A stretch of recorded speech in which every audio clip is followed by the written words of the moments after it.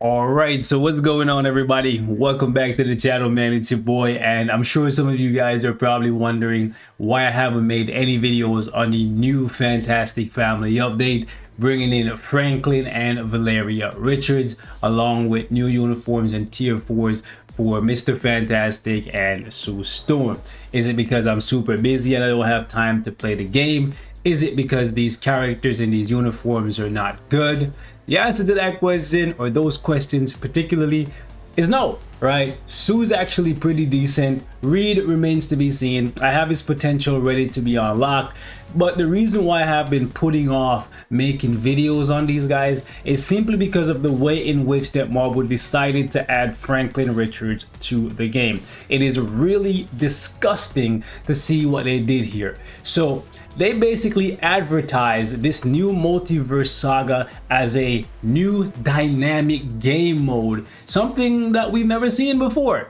Not really. Basically what they did is they took the Epic Quest formula that they've established over the years, starting with Doctor Strange, and condensed it into something that you can fly through in one day if you pay $40. Additionally, they also kept the formula of adding an exclusive character similar to all of the prior Epic Quests, where you get a deluxe package character if you pay 6,600 crystals. However, they've been getting greedier and greedier and greedier, and this time is no different. With Hope Summers, they raised the price from 6,000 crystals up front to 7,000 crystals. And this time they decided 7,000 crystals was not enough. They're going to make it so it's only cash that gives you access to the character and the content that they've decided to lock behind the character, which is really rather disgusting. And that's part of the reason why I've just been staying away from making videos, because honestly, I feel like if I don't have anything good to say, I might as well not say anything at all, because lately I have felt, correct me if I'm wrong, that the devs are no longer listening. They've released multiple bad tier 4s this year, and every time we give them feedback on how they could improve these characters, they basically just ignore all of the feedback and move on and just keep releasing bad tier 4s after bad tier 4s. So because of that, I've decided, why am I gonna sit here and make 5, 10, 15, 20 videos begging these guys to fix their game when I could just basically go do something else with my time, because it seems like they don't care. And that's exactly what I was going to do this time around, because I felt like they basically said to us in the past few months that they're no longer taking feedback, they're no longer taking criticism, they're just gonna do what they want and move on. And because of that, I expect to see multiple characters get added to the game just like this guy here and get locked behind cash, and that is a very disgusting future that's ahead of us if that is the case. And the reason why I say if is because today, surprisingly, I went on the forums and this is what I was greeted with: notice of gratitude for all feedbacks given for the June update. Never in a million years thought I would see this. Now, I'm not saying that this is good news, but just the mere fact that they've acknowledged all of the feedback, which have been mostly negative, is good to me. However, I'm not going to get my hopes up until I see what they decide to do. I think there's two things that they need to do to win players, I would say, love, appreciation, trust, something to win the player base back. They need to, one, make it so that this guy is also available for crystals. So for $40 up front, or 4,000 crystals or 5,000 crystals, because they're greedy, right? So maybe they want to increase it to 5,000. Or make it so that you can purchase the hidden story that they've decided to lock behind the character for maybe half the price. So instead of having to pay the $40 to get access to these 2 missions for Doctor Doom, maybe, just maybe, you pay 2,500 crystals and you get the mission, and they just remove the bios for Franklin from here. If they do that, I think some people would be okay without having Franklin if they just lock him behind cash and say, hey, you can get the mission, and that's cool.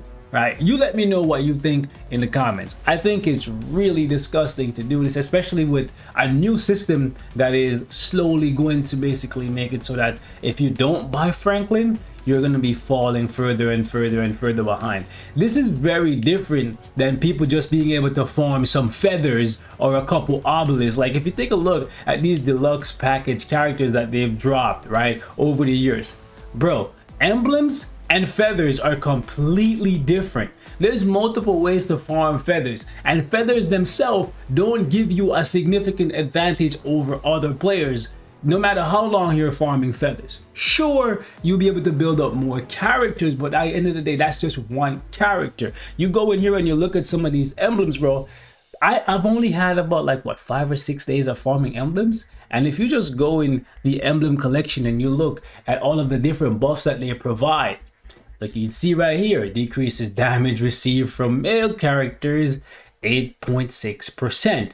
Go over here, extra 2% resistance in timeline battle. Now, these are very specific for different game modes, but the more of these emblem things that you have, the more buffs you're gonna get, and it's just gonna basically accumulate over time. And the longer you have this advantage, the further ahead you are going to be compared to other players who don't have the ability to farm, because you're going to basically be able to farm double what other people can farm simply by spending $40, which I think is disgusting. So I think they need to make it so that the missions can be purchased, whether for 2,000 or 3,000 crystals, or make it so that the character and the missions can also be purchased for crystals. That's been the formula in Marvel Future Fight for as long as the game has had an Epic Quest system, or just exclusive characters that you can buy for crystals. So I don't know why they've decided to basically spit in the face of the free-to-play community this late in the game. Like, I really don't understand it. You raise the price on the Epic Quests, and then now you decide to just basically go completely cash based. And one of the primary reasons why a lot of people are so upset with this recent update is because, unlike with the token system for the team up collection, where you can farm this thing from an existing game mode, when they release new collections, although you have to wait a couple months to be able to farm the tokens, all of the other tokens are already something that you can work towards in the meantime from Alliance Battle, a piece of content that is accessible to all players. Sure, you have to build up specific characters to actually get to the point where you can score high enough to collect the tokens, but for the most part, it is completely free to play friendly. You don't have to spend any money, whereas with these emblems, they're locking them behind a $40 character. What they should have done if they wanted to lock Franklin and that hidden story mission behind the $40, they should have put emblems in another piece of content immediately, not wait 6 months to put it in somewhere else. They should immediately put emblems either in Giant Boss Raid, in Timeline Battle, in some type of event shop, in Otherworld Arena, something like that, to give people other ways to farm these emblems, so that losing out on the 5 extra missions from Multiverse Saga doesn't hurt them as badly. But if you're just gonna basically lock 50% of the way that people farm these emblems behind a $40 purchase, because you get 5 missions from this one, the free one, and then 5 from the hidden story. This is the worst possible way you could go about doing something like this.